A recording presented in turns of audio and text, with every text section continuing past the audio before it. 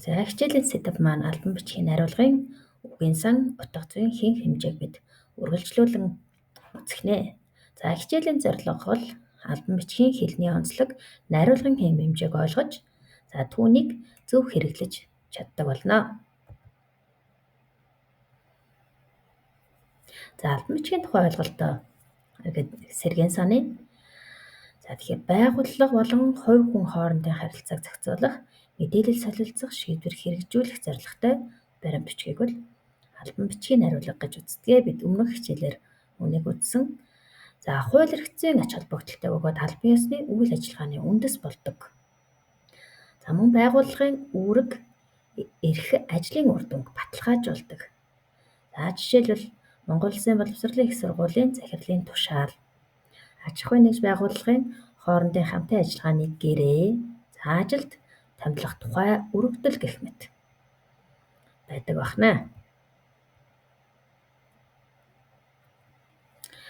За албан бичгийн үгийн сангийн онцлогуудыг таньж мэдье. За нэгдүгээр тул үгийн тооцоо, давтамж өндөртэй. За үгийн тооцоо учраас нэг үгээ дахин давтан хэрэглэх ийм боломжтой байдаг байна. За мөн монгол хэлний үндсэн үг давамгайлдаг. Харь үг буюу гадаад үгийг зөвшөөрдөг байх нь хэрэгжилж болно гэсэн үг. За нэр томьёо тогтсон хэллэгийг ашигладаг. За нутгийн аялгауны үгийг бол хэрэглэхгүй.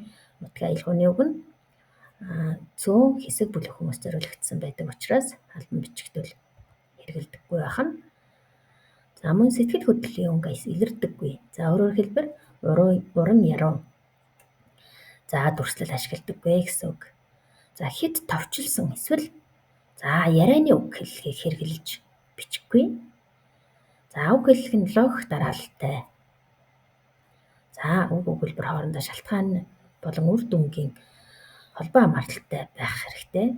За найруулгын нэг хэв загвартай байна. За тэгэхээр бүх албан бичиг бол за ижил бүтэц нэг загвартай буюу одоо нэг загварт найруулга гэж нэрлэдэг. Тэгэхээр энэхүү загвараас гажиж болохгүй гэсэн үг байна. За үгс нь хэм хэмжээ соёлын илэрхийлэлтэй буюу за ёс зүйтэй хүндэтгэлтэй байх хэрэгтэй.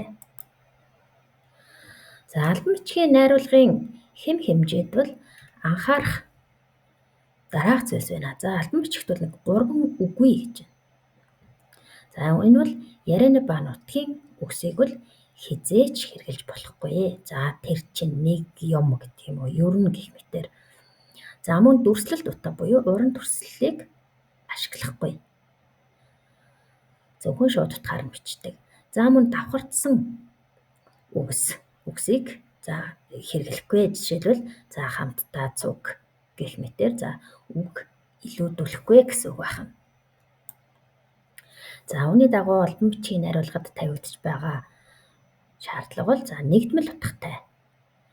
Буюу за нэг бичиг зөвхөн нэг гол асуудал байх ёстой. Тэгэхээр асуудал бүрийг тухай бүрт нь нэг албан бичгээр илэрхийлдэг гэсэн үг байна. За үнэн зөв байна. Таны бичсэн мэдээлэл, нэр, тоо гэх мэт бүх баримт зүйлс үнэн байх ёстой. За хэлбэрийн стандартыг баримтлана. Өөрөөр хэлбэл за бичгийн хэмжээ, үсгийн фонт, мөр хоорондын зай, хуудасны зай гэх мэт ийм тогтсон дүрмийг баримтлан бичдэг байна.